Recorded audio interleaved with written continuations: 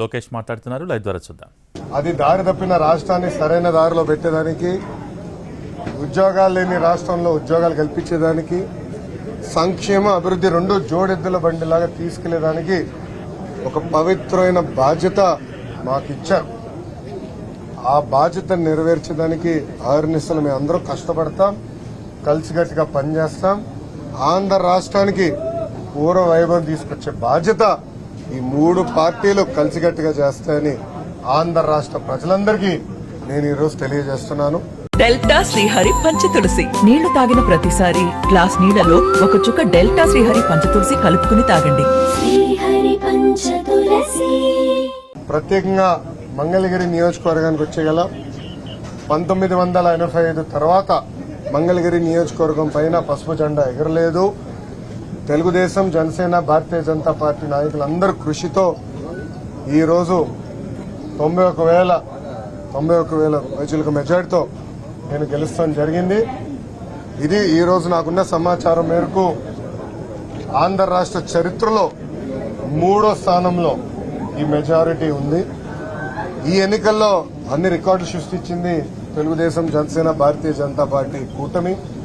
మొదటి స్థానంలో పల్లా శ్రీనివాస్ గారు, మా గాజువాక నాయకుడు, శాసనసభ్యుడు 95,000 మెజారిటీ గెలిచారనేది నాకు సమాచారం.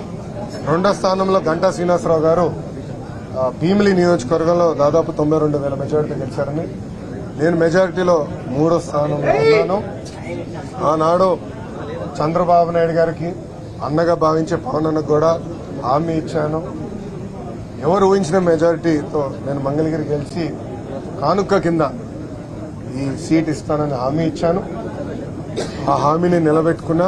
దాని వెనకాల ప్రజల ఆశీస్సులు నాతో ఉన్నాయి, దేవుడు ఆశీస్సులు నాతో ఉన్నాయి. ఇంత మెజారిటీతో గెలిచిన తర్వాత మా పైన బాధ్యత పెరుగుతుంది, ప్రత్యేకంగా నా పైన బాధ్యత పెరుగుతుంది. మంగళగిరి ప్రజలకి నేను అనేక హామీలు ఇస్తాం కూడా జరిగింది.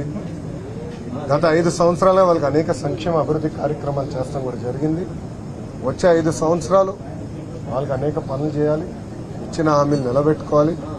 ఒక ఆదర్శ నియోజకవర్గంగా మంగళగిరిని తీర్చిదిద్దే బాధ్యత ఇప్పుడు ఎమ్మెల్యేగా మంగళగిరి ప్రజల కోసం లోకేష్ చేస్తాడని ఈ మీడియా సమావేశంగా మంగళగిరి ప్రజలందరికీ తెలియజేస్తున్నాను.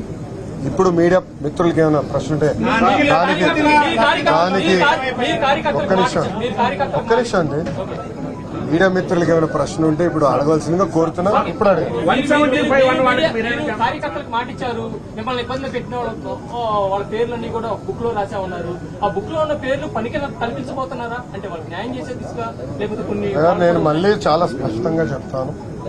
నా యువగలం పాదయాత్రలో స్పష్టంగా ప్రజలకి, కార్యకర్తలకు నేను హామీ ఇచ్చాను. ఏ అధికారులు, వైకాపా నాయకులైతే చట్టాన్ని ఉల్లంఘించి ప్రజల్ని, తెలుగుదేశం పార్టీ కార్యకర్తలు ఇబ్బంది పెట్టారో వాళ్ళపైన ఎంక్వైరీ చేస్తాం. అధికారులకు సంబంధించిన విధంగా జ్యుడిషియల్ ఎంక్వైరీ చేస్తాం. ఎంక్వైరీ నివేదిక మేరకు సర్వీస్ నుంచి డిస్మిస్ చేసి జైలుకు పంపించడానికి కూడా నేను వెనకాడను అని ఆనాడు ప్రజలకి చెప్పా, కార్యకర్తలకు చెప్పా. అది ప్రజలు ఒప్పుకున్నారు. అందుకే ఈరోజు ఎప్పుడు లేని విధంగా మనకు మ్యాండేట్ వచ్చింది. తప్పనిసరిగా ఇచ్చిన మాట, ఇచ్చిన హామీ నేను నిలబెట్టుకుంటాను.